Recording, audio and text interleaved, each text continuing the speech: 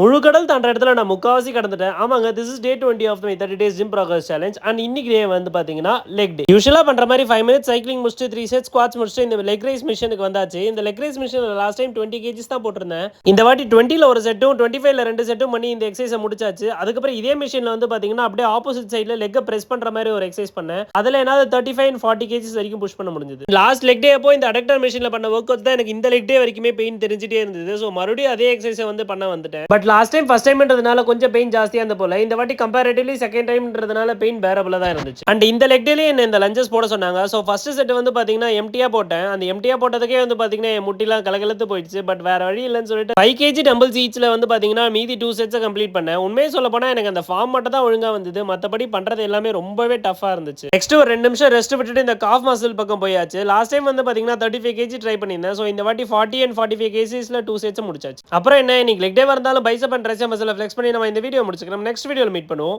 Until then, peace.